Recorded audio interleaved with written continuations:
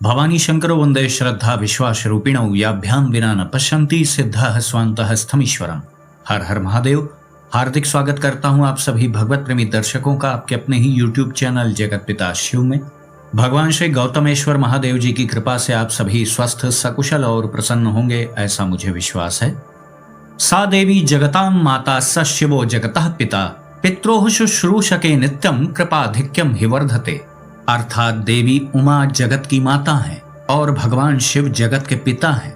जो इनकी सेवा करता है उस पुत्र पर इन दोनों माता पिता की कृपा नित्य अधिकाधिक बढ़ती रहती है। पित्रोः शुश्रूषके नित्यम कृपाधिक्यम हि वर्धते। अभी आपने श्लोक में ये बात सुनी। विद्येश्वर संहिता के 16वें अध्याय का 93वां नंबर श्लोक 93 नंबर श्लोक जो है उसे आप देखिएगा। स्पष्ट लिखा हुआ है, सा देवी जगतां माता स शिवो जगतः पिता। वे देवी उमा जगत की माता हैं और भगवान शिव जी जगत के पिता हैं। आज का प्रस्तुत वीडियो तो शिव तांडव स्तोत्र के विषय पर आधारित है। बहुत से दर्शक जनों का इस संबंध में टेलीग्राम पे भी मैसेज आया, कमेंट भी अक्सर आते रहते हैं कि शिव तांडव स्तोत्र के ऊपर एक वीडियो बनाएं। तो आज इस वीडियो में हम शिव तांडव स्तोत्र के भावार्थ को भी जानेंगे और भली प्रकार से एक सामान्य साधक जो अभी अभी इसको कंठस्थ करने का प्रयास कर रहा है, वह एक सामान्य धुन में इसका कैसे पाठ कर पाए उसको भी हम बताने का प्रयास करेंगे। वीडियो के अंत तक आप बने रहें। पहले हम श्री शिव तांडव स्तोत्र का सामान्य रूप से पाठ करेंगे और उसके भावार्थ को समझेंगे। आप सभी को ज्ञात है कि दशानन रावण शिव जी का एक श्रेष्ठ भक्त रहा है। यद्यपि बाद में जाकर के अत्यधिक शक्ति प्राप्त कर लेने के बाद वह उसे नियंत्रित नहीं कर सका, तो वो शक्तियां उसके ऊपर हावी हो गईं। बहादुर व्यक्ति तो वो है जो शक्ति को नियंत्रित करे, लेकिन हो इसका उल्टा गया उसके साथ कि शक्तियां उसको नियंत्रित करने लग गईं। उसका दिमाग खराब हो गया। विद्वान तो वो बहुत बड़ा था, ऋषि पुलस्त्य का वंशज था, वो उच्च ब्राह्मण कुल में उसका जन्म हुआ था। बाद में चल करके धीरे धीरे उसके सारे कार्य तामसिक हो गए, यहाँ तक कि उसने अपने इष्टदेव महादेव जी के समक्ष अपना शक्ति प्रदर्शन करना चाहा। तो अब आप प्रभु के सामने ही शक्ति का प्रदर्शन करें तो ये कहाँ तक उचित है। यद्यपि महादेव जी का ये स्वभाव नहीं है, वो अपनी ही शक्ति से शक्तिवान हुए अपने ही भक्त का शक्ति प्रदर्शन भी वो देख लेंगे, उनका ऐसा स्वभाव है। और यह सत्य बात है भी। हर भक्त का भरण पोषण महादेव जी ही तो कर रहे हैं, सेवा तो वो हमारी कर रहे हैं। हमारी क्या हैसियत है कि हम उनकी सेवा कर सकें। उन्हीं का दिया हम खा रहे हैं, उन्हीं की कृपा से हम श्वास ले पा रहे हैं। तो जैसे संतान की सेवा माता पिता करते हैं, पालते पोसते हैं, तो उसी प्रकार से वही स्वभाव महादेव जी का भी है। लेकिन रावण का अहंकार अत्यधिक सीमा से पार हो चुका था। तो एक बार दशानन रावण ने अपने शक्ति प्रदर्शन करने के लिए कैलाश पर्वत को ही उठाना चाहा। तो प्रभु ने ऐसी लीला की कि उसका हाथ ही कैलाश पर्वत के नीचे दब गया। उसका हाथ दबा हुआ था और उसने उसी अवस्था में शिव तांडव स्तोत्र की रचना करके उसी समय महादेव जी को सुनाया, जिससे फिर आशुतोष भोले भंडारी भगवान महादेव जी उसके ऊपर प्रसन्न भी हो गए। तो रावण की उसी की हुई स्तुति का नाम शिव तांडव स्तोत्र है। गीता प्रेस की जो शिव स्तोत्र रत्नाकर नामक पुस्तक है और एक स्तोत्र रत्नावली नामक पुस्तक है, उनमें बड़े आसानी से आपको शिव तांडव स्तोत्र मिल जाएगा। या शिव जी की स्तुतियों से संबंधित, स्तोत्र से संबंधित अन्य पुस्तकों में भी बड़ी आसानी से आपको यह स्तोत्र मिल जाएगा। तो आइए देखते हैं कि शिव तांडव स्तोत्र को शुद्धता से उच्चारण करते हुए हम कैसे पाठ कर सकते हैं और इसमें जितने भी छंद हैं उनका भावार्थ क्या है। अथ श्री शिव तांडव स्तोत्रम। शिव तांडव स्तोत्र का पहला छंद है, जटाटवी गलज्जल प्रवाह पावितस्थले गलेवलंब्य लंबितां भुजंग तुंग मालिकां डमट डमट डमट डमन निनाद वड्डमरवयम चकार चंड तांडवम तनोतु नः शिवः शिवम। अब इस पहले ही छंद में जो तीसरी लाइन है डमट डमट वाली, इसमें लोग सबसे ज्यादा भ्रमित हो जाते हैं कि कितनी बार हमें डमट डमट बोलना है। ध्यान से उस पंक्ति में देखें कि कितनी बार लिखा हुआ है, या देख के नहीं समझ पा रहे हैं तो ध्यान पूर्वक सुने। डमट डमट डमट डमन निनाद वड्डमरवयम, इस प्रकार से आपको उच्चारण करना है। मैं पुनः बोल दे रहा हूं, जटाटवी गलज्जल प्रवाह पावितस्थले गले वलंब्य लंबितां भुजंग तुंग मालिकां डमट डमट डमट डमन निनाद वड्डमरवयम चकार चंड तांडवम तनोतु नः शिवः शिवम। अर्थात जिन्होंने जटा रूपी वन से निकलती हुई गंगा जी के गिरते हुए प्रवाहों से पवित्र किए गए गले में सर्पों की लटकती हुई विशाल माला को धारण कर डमरू के डमडम शब्दों से मंडित प्रचंड तांडव नृत्य किया, वे शिव जी हमारे कल्याण का विस्तार करें। मतलब इस पहले छंद में यह बताया जा रहा है कि किस प्रकार से भगवान की जटा रूपी जंगल यानी वन से निकलती हुई गंगा जी के गिरते हुए जो प्रवाह हैं, जो उसकी धाराएं हैं, उसी से वो सर्पों की जो लटकती हुई माला है वो बिल्कुल तरबतर हो रही है। उस विशाल सर्पों की माला को धारण करके डमरू के डमडम शब्दों से मंडित प्रचंड तांडव नृत्य करने में जो प्रवीण है, वो शिव जी हमारे कल्याण का विस्तार करें, यानी ऐसी व्यवस्था करें कि हम भी कल्याण को प्राप्त कर सकें। इस स्तोत्र का दूसरा पद है जटाकटा हसंभ्रम भ्रमन्निलिम्प निर्झरी विलोलवी चिवल्लरी विराजमान मूर्धनि धगद धगद धगद ज्वलल्ललाट पट्ट पावके किशोर चंद्रशेखरे रतिः प्रतिक्षणम मम। यह पद भी थोड़ा सा कठिन है, क्लिष्ट है, इसके उच्चारण में लोगों को दिक्कत आती है। जटाकटा हसंभ्रम भ्रमन्निलिम्प निर्झरी विलोलवी चिवल्लरी विराजमान मूर्धनि। यदि पढ़ करके आप स्पष्ट रूप से याद नहीं कर पा रहे हैं तो सुन सुन के कर लीजिए, इसीलिए मैं बहुत सरल रूप में स्पष्ट उच्चारण करते हुए बोल रहा हूँ। आगे एक सरल धुन भी वीडियो के अंत में मैं बता दूंगा जिसके द्वारा आप इसका पाठ कर पाएं, लेकिन अच्छे से आपको एक कंठस्थ हो जाए उसके लिए तो पहले स्पष्ट उच्चारण इसका आपको ठीक प्रकार से सुनना है। इसी दूसरे पद में जो आगे की लाइनें हैं, धगद धगद धगद ज्वलल्ललाट पट्ट पावके किशोर चंद्रशेखरे रतिः प्रतिक्षणम मम। इस लाइन में भी धगद धगद में लोग फंस जाते हैं। धगद धगद धगद ज्वलल्ललाट पट्ट पावके, इस तरीके से बोलना है। धगद धगद धगद ज्वलल्ललाट पट्ट पावके किशोर चंद्रशेखरे रतिः प्रतिक्षणम मम। अर्थात जिनका मस्तक जटा रूपी कड़ाह में वेग से घूमती हुई गंगा की चंचल तरंग लताओं से सुशोभित हो रहा है, ललाट अग्नि धक धक जल रही है, सिर पर बाल चंद्रमा विराजमान है, उन भगवान शिव जी में मेरा निरंतर अनुराग हो। भगवान की जटाओं की तुलना यहाँ पर एक बड़े कड़ाहे से की गई है जिसमें घूमती हुई गंगा जी की चंचल तरंग लताओं से उनका मस्तक सुशोभित हो रहा है। त्रिनेत्र की अग्नि धक धक करके जल रही है, मस्तक पर वक्र चंद्र स्थित है, उन भगवान शिव जी में मेरा निरंतर अनुराग हो। तीसरा पद है धराधरेंद्र नंदनी विलास बंधु बंधुर स्फुरद दिगंत संतति प्रमोदमान मानसे कृपा कटाक्ष धोरणी निरुद्ध दुर्धरापदी क्वचित दिगंबरे मनो विनोद में तु वस्तुनि। अर्थात गिरिराज किशोरी माता पार्वती जी के विलास काल में उपयोगी शिरोभूषण से समस्त दिशाओं को प्रकाशित होते देख जिनका मन आनंदित हो रहा है। मतलब प्रभु के संबंध में यहाँ वर्णन किया जा रहा है कि वह माता पार्वती जी के शिरो आभूषण से, सिर पर उनके स्थित आभूषणों को देखकर वह आनंदित हो रहे हैं। जिनकी निरंतर कृपा दृष्टि से कठिन आपत्ति का भी निवारण हो जाता है, ऐसे किसी दिगंबर तत्व में मेरा मन विनोद करे या मेरा मन ऐसे दिगंबर भगवान से जुड़ जाए।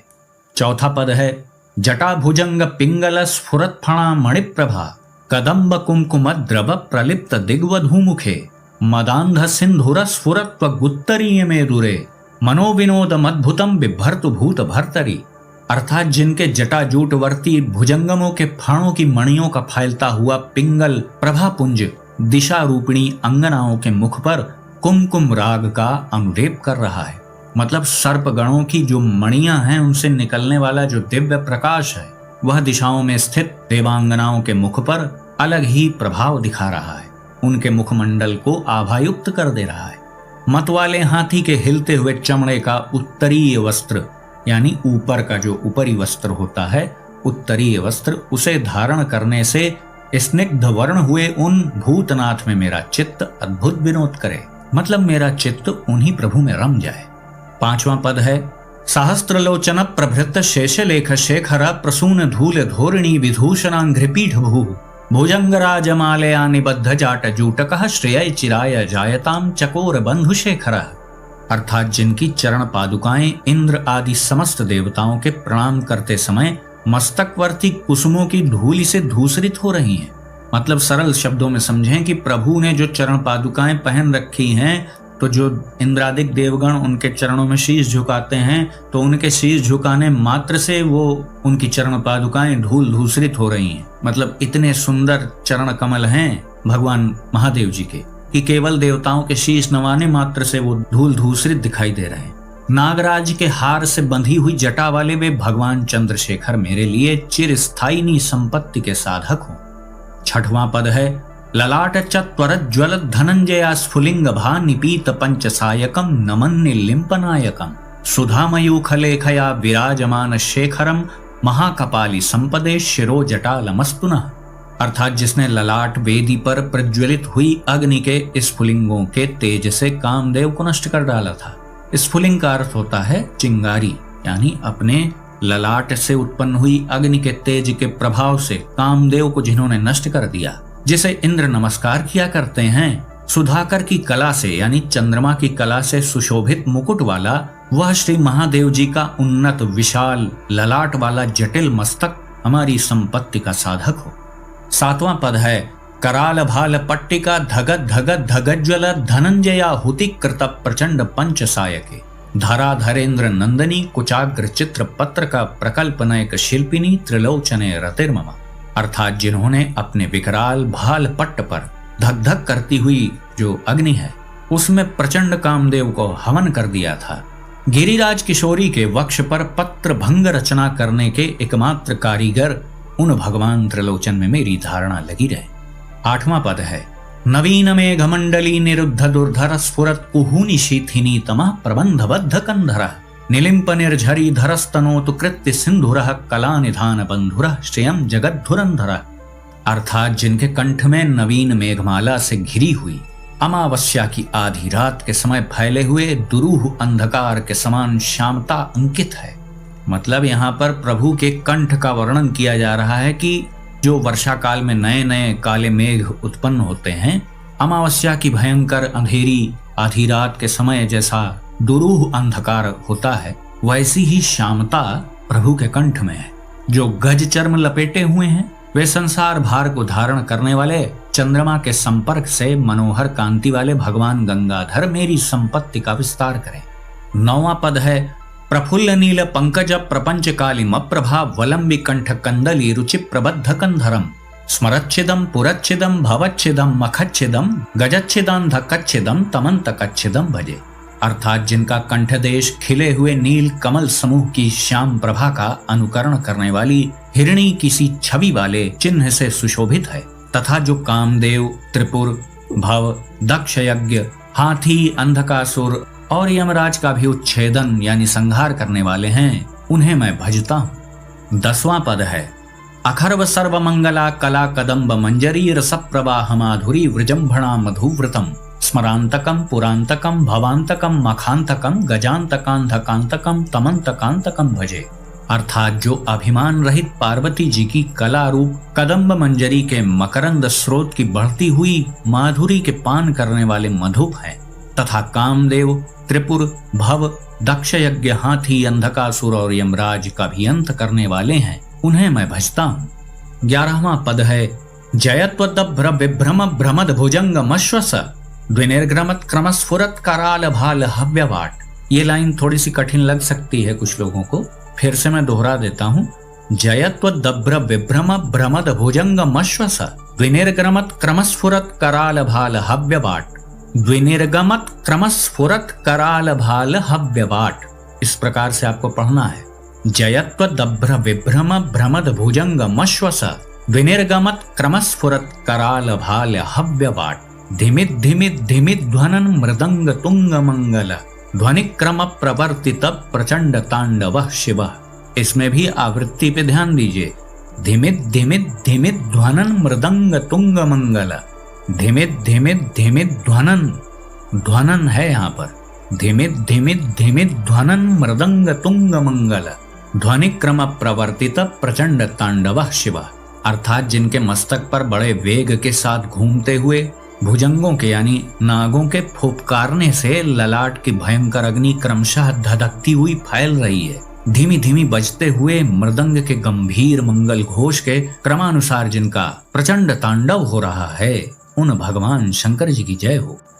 12वां पद है दृशद्विचित्र तल्पयोर भुजंग मौक्ति कसरजोर गरिष्ठ रत्न लोष्टयो सुहृद्विपक्ष पक्षयो तृणारविंद चक्षुषो प्रजामही महेंद्रयो समप्रवृत्तिकः कदा सदा शिवम भजाम्यहम्। अर्थात पत्थर और सुंदर बिछौनों में, सांप और मुक्ता की माला में, बहुमूल्य रत्न तथा मिट्टी के ढेले में, मित्र या शत्रु पक्ष में, तृण यानी तिनका अथवा कमल लोचना तरुणी में, प्रजा और पृथ्वी के महाराज में समान भाव रखता हुआ मैं कब सदा शिव जी को भजूंगा। मतलब रावण यहाँ पर ऐसा अपना भाव व्यक्त कर रहा है कि पत्थर और सुंदर बिछौनों में, सांप और मोती की माला में, मतलब हर प्रकार की चीजों में समदृष्टि रख करके मैं भगवान सदा शिव जी को कब प्राप्त कर पाऊंगा या कब उनसे मेरा चित्त एकीकार होगा।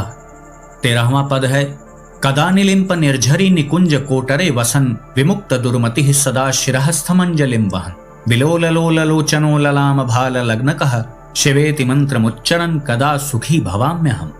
इस पद को भी पुनः मैं दोहरा दे रहा हूं। कदानिलिंप निर्झरी निकुंज कोटरे वसन विमुक्त दुर्मति सदा शिरहस्थमंजलिम वहन विलोललोलोचनो ललाम भाल लग्नकः शिवेति मंत्रमुच्चरन् कदा सुखी भवाम्यहम्। अर्थात सुंदर ललाट वाले भगवान चंद्रशेखर में दत्त चित्त हो अपने कुविचारों को त्याग कर गंगा जी के तटवर्ती निकुंज के भीतर रहता हुआ, सिर पर हाथ जोड़ डबडबाई हुई विह्वल आंखों से शिव मंत्र का उच्चारण करता हुआ मैं कब सुखी होऊंगा। मतलब रावण यहाँ पर अपना भाव व्यक्त कर रहा है कि भगवान चंद्रशेखर को, सुंदर ललाट वाले जो भगवान महादेव जी हैं, उनका शिव मंत्र का उच्चारण करते हुए कब मैं दर्शन प्राप्त करूंगा। 14वां पद है इमं ही नित्यमेव मुक्तम मुत्तमोत्तमम स्तवम। इस लाइन को पुनः मैं दोहरा दे रहा हूं।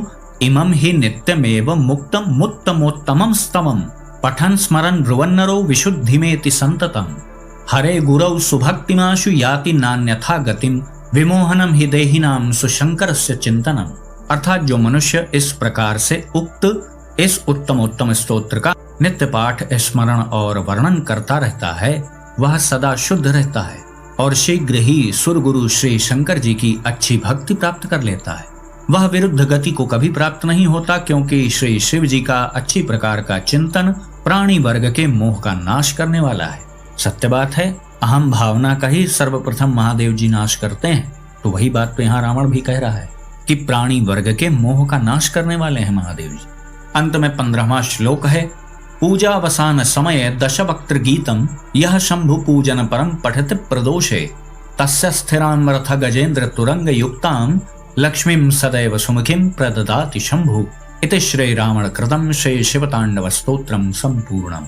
अर्थात सायंकाल में पूजा समाप्त होने पर रावण के द्वारा गाए हुए इस शंभु पूजन संबंधी स्तोत्र का जो पाठ करता है, भगवान शंकर जी उस मनुष्य को रथ, हाथी, घोड़ों से युक्त सदा स्थिर रहने वाली अनुकूल संपत्ति देते हैं। तो इस प्रकार से आपने जाना कि शिव तांडव स्तोत्र का भावार्थ क्या है और इसका शुद्ध उच्चारण भी मैंने करके आपको बता दिया। अब इसके अर्थ को आत्मसात करते हुए बारंबार इसका आप अभ्यास करें, नित्य प्रति इसका पाठ करें, अधिक से अधिक बार आप श्रवण करें तो बहुत शीघ्रता से आपको कंठस्थ हो जाएगा। यदि आप जल्द से जल्द ऐसी स्थिति भी ला पाएं कि आप देख करके ही शुद्ध पाठ कर पाएं तो भी बहुत अच्छी बात है। धीरे धीरे फिर अपने आप ऐसी स्थिति भी आ जाएगी कि बिना देखे भी आप पाठ कर पाएंगे। अच्छा, एक और महत्वपूर्ण बात है कि कुछ लोग ऐसा भी कहते हैं कि शिव तांडव स्तोत्र में कुछ और भी पद हैं। ठीक है, मैंने भी सुने हैं, मैंने अन्य पुस्तकों में देखा है किसी किसी में 17 पद भी हैं फलश्रुति के अतिरिक्त, लेकिन प्रामाणिक रूप से वो कहीं प्रयोग में आया नहीं, कहीं वो अधिकांश रूप में दिखाई नहीं देता है। प्रामाणिक रूप से यही जो मैंने पाठ किया है यही आपको हर पुस्तक में मिलेगा भी, और मैं मना भी नहीं कर रहा हूँ। कुछ ऐसी पुस्तकें हैं भी जिसमें कुछ अधिक पद भी दिए गए हैं, लेकिन प्रामाणिक रूप से हर जगह यही शिव तांडव स्तोत्र पाठ किया जाता है, जितना कि मैंने इस वीडियो में आपको पाठ करके दिखाया। तो इस प्रकार आपने श्री शिव तांडव स्तोत्र का शुद्ध उच्चारण भी जान लिया और इसका भावार्थ भी भली प्रकार से आपने समझा। मैं अब आप सबको एक सामान्य धुन में इस स्तोत्र का पाठ करके बता देता हूँ, जिसको बार बार आप सुनेंगे तो सुनने मात्र से आपको कंठस्थ हो जाएगा। वैसे इस स्तोत्र की तो बहुत प्रकार की धुनें हैं, बहुत से लोग बहुत तीव्र लय में इसका पाठ करते हैं, लेकिन तीव्र गति से पाठ करने के लिए तो पहले कंठस्थ होना आवश्यक है। प्रारंभ में जबकि आप इसको कंठस्थ करने का प्रयास कर रहे हैं, तब आपको एक सरल और सामान्य लय में ही इसका पाठ करना चाहिए प्रारंभ में। तो आइए इसका एक सामान्य लय में हम पाठ करते हैं। अथ श्री शिवतांडव स्तोत्रम्। जटाटवी गलज्जल प्रवाह पावितस्थले गलेवलम्ब्य लम्बितां भुजंग तुंगमालिकाम् डमड्डमड्डमड्डमन्निनादवड्डमरवयं चकार चण्डताण्डवं तनोतु नः शिवः शिवम्। जटाकटाह सम्भ्रम भ्रमन्निलिम्पनिर्झरि विलोलवीचिवल्लरी विराजमानमूर्धनि धगद्धगद्धगज्ज्वलल्ललाटपट्टपावके किशोरचन्द्रशेखरे रतिः प्रतिक्षणं मम। धराधरेन्द्रनन्दिनी विलासबन्धुबन्धुरस्फुरद्दिगन्तसन्तति प्रमोदमानमानसे कृपाकटाक्षधोरणी निरुद्धदुर्धरापदि क्वचिद्दिगम्बरे मनो विनोदमे तु वस्तुनि।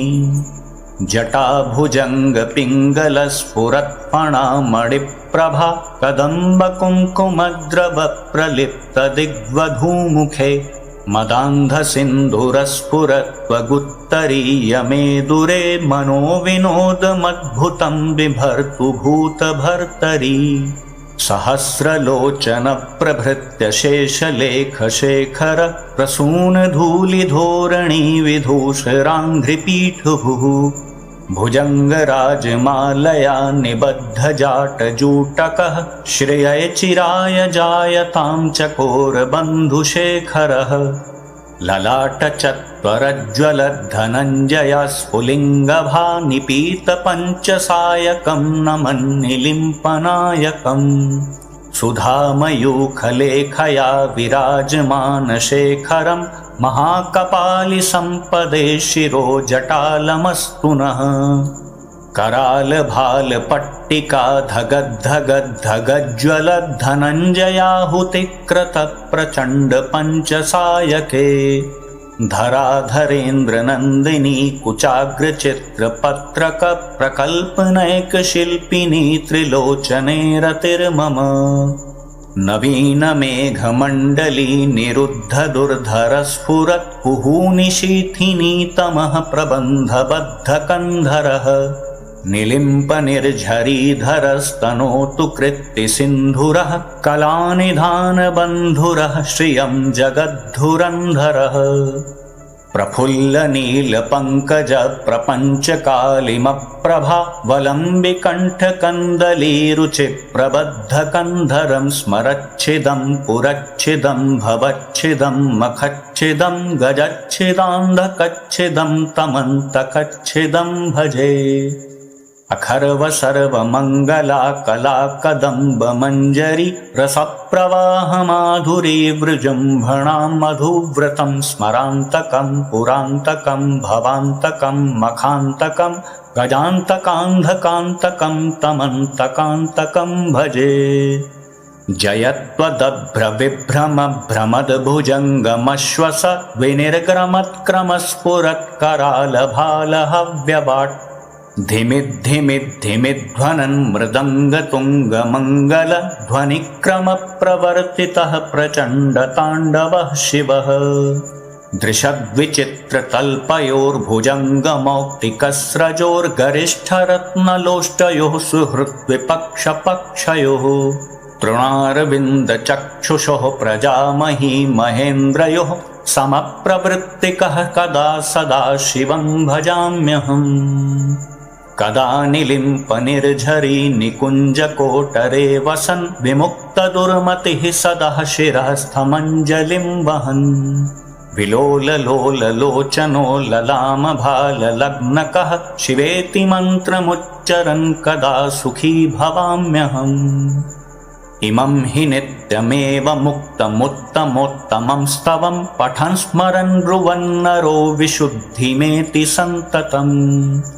हरे गुरौ सुभक्तिमाशु याति नान्यथा गतिं विमोहनं हि देहिनां सुशङ्करस्य चिन्तनम्।